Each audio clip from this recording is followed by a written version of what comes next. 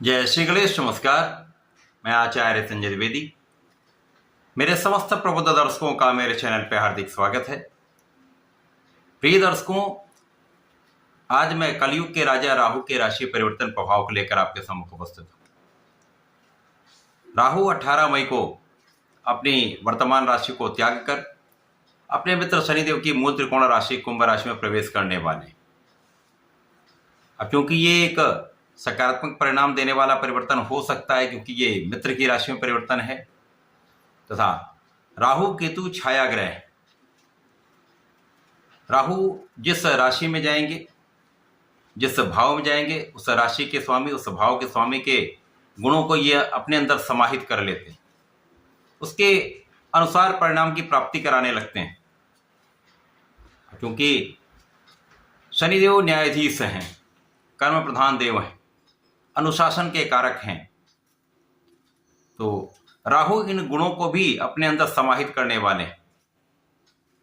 परंतु जैसा आप सबको पता है, राहु नैसर्गिक रूप से एक नकारात्मक ग्रह हैं, विषाक्त ग्रह हैं, तो उस प्रभाव को भी ये प्रदान करने वाले। इस वर्तमान जगत में राहु सर्वाधिक बलवान ग्रह हैं।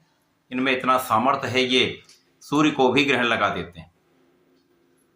तो सर्वाधिक बलवान राहु का परिवर्तन अपने मित्र की राशि में होकर कुछ विशेष प्रभाव देने वाला होगा, क्योंकि राहु आकस्मिकता के कारक है।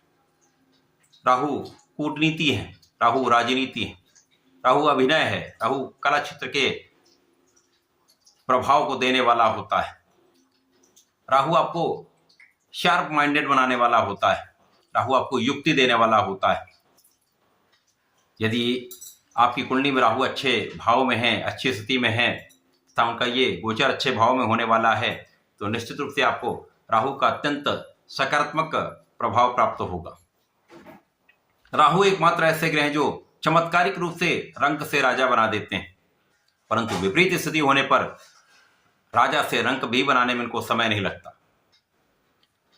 अत्यंत क्रूर ग्रह हैं, ये जो भी देते हैं भरपूर देते हैं, चाहे वो धन हो, यश हो, ऐश्वर्य, वैभव, सुख संपदा हो, अथवा कष्ट हो, समस्या हो, अवरोध हो, सबका सब बड़ी मात्रा में प्रदान करते हैं।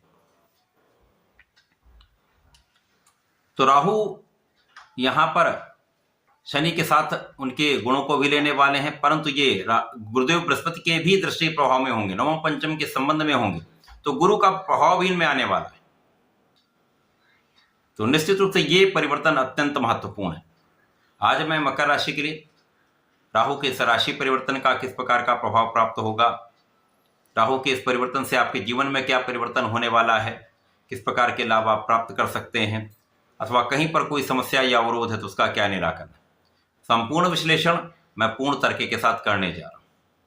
प्रिय दर्शकों, इस राशिफल को आप अपने लग्न तथा राशि दोनों के अनुसार देख सकते हैं।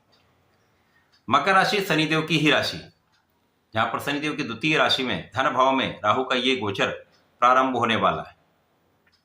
अब द्वितीय भाव जो धन का भी भाव है, परिवार का भी भाव है, पारिवारिक संपत्ति का भाव है, यहां पर राहु का प्रभाव इस भाव के प्रभाव को तो बढ़ाएगा ही। जहां जहां राहु का दृष्टि प्रभाव बनेगा, वहां पर भी कुछ विशेष परिणाम प्राप्त होंगे। इस समय में सबसे पहले तो आपको अपने वाणी पर नियंत्रण रखना अत्यंत आवश्यक होगा, क्योंकि ये वाणी का भी भाव। तो यहां पर वाणी पर नियंत्रण आपके लिए आपको परिवार का सहयोग भी दिलाने वाला होगा, पारिवारिक भाव से आपको लाभ भी होगा, पारिवारिक संपत्ति से भी आपको लाभ प्राप्त हो सकता है। इस समय में अचानक धन प्राप्ति का योग बन रहा है, कुछ ऐसे योग बन रहे हैं जब आपके लिए आकस्मिक धन प्राप्त हो सकता है। इस समय में आपको आध्यात्मिक रहना है। इस समय आपका पूजा पाठ में मन नहीं लगेगा, परंतु आपको अपने कर्म को सही ढंग से करना है, निष्ठा के साथ अपने कार्यक्षेत्र में लगे रहना तथा अपने इष्ट का ध्यान करते रहना, उनकी शरणागति में रहना है। तो आपके लिए यह समय अत्यंत विशेष होने वाला है। आपके विशेष ज्ञान में वृद्धि हो सकती है यदि आप चाहेंगे तो ये समय आपके लिए अच्छा है। यदि कुछ सावधानी के साथ इस समय में आप अपना व्यवहार करते हैं तो बहुत सारी समस्याओं का अंत भी होगा, लाभ की वृद्धि निश्चित है। इस समय में आप ऋण बढ़ा सकते हैं, इस समय में आपको ऋण प्राप्त हो सकता है। बिना कारण ऋण लेने से बचना चाहिए, ये समस्या का कारण बन सकता है। जो व्यापारी लोग हैं उनके लिए कोई समस्या का योग नहीं है। इसी प्रकार से इस समय में आपके पीठ पीछे शत्रु बनते रहेंगे, कोई ना कोई आपको डिगाने का प्रयत्न करने वाले लोग बनते रहेंगे, परंतु उनसे डरने की आवश्यकता नहीं है। ये समय ऐसा है कि जब इनका अपने आप पराभव भी होता रहेगा।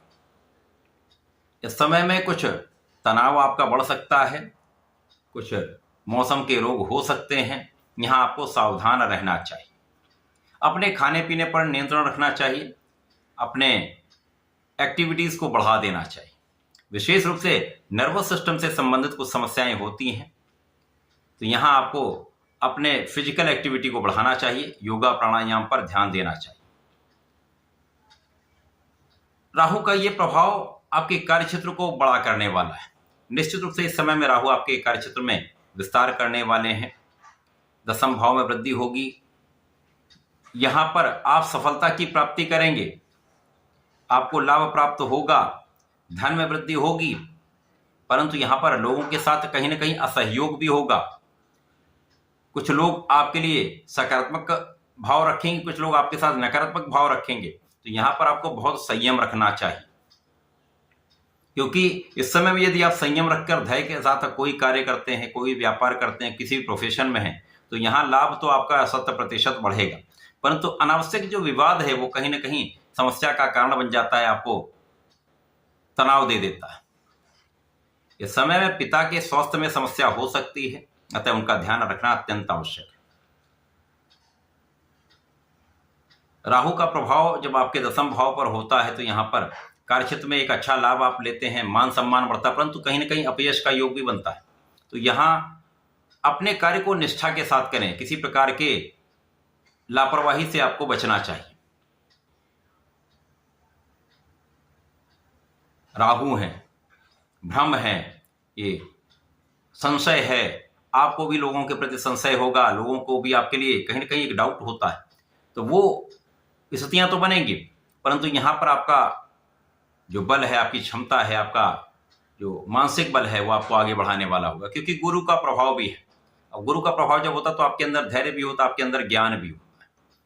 तो इस धैर्य और ज्ञान के बल पर और शनिदेव का प्रभाव आपको अनुशासन में रखने वाला होता है। यदि इस समय में आप अनुशासन में रहते हैं, कर्मनिष्ठ रहते हैं, किसी प्रकार का कोई अन्याय नहीं करते, तो ये समय आपको आगे बढ़ाने वाला निश्चित रूप से होगा, समस्याओं का निवारण करने वाला होगा। ये समय आपके लिए कुछ बहुत अच्छे प्रभाव देने वाला है, धन लाभ कराने वाला है, परंतु धन के संचय के बारे में आपको सोचना चाहिए। धन का अनावश्यक व्यय से आपको बचना चाहिए। धन बचा लेंगे, सही इन्वेस्टमेंट करेंगे तो बड़ा लाभ आपको भविष्य में प्राप्त होने वाला है। इस पूरे समय में आपको नियमित रूप से भगवान संकट मोचन की शरण में रहकर हनुमानाष्टक का पाठ नित्य करना चाहिए। प्रत्येक शनिवार को हनुमानाष्टक तथा बजरंग बाण का पाठ करना चाहिए, तथा भगवान भोलेनाथ पर जलार्चन करते समय नमः शिवाय पंचाक्षर मंत्र का जप करें तथा काले तिल का अर्पण करेंगे तो विशेष लाभ प्राप्त होगा। तो ऐसा करके इसका लाभ लें। धन्यवाद, नमस्कार।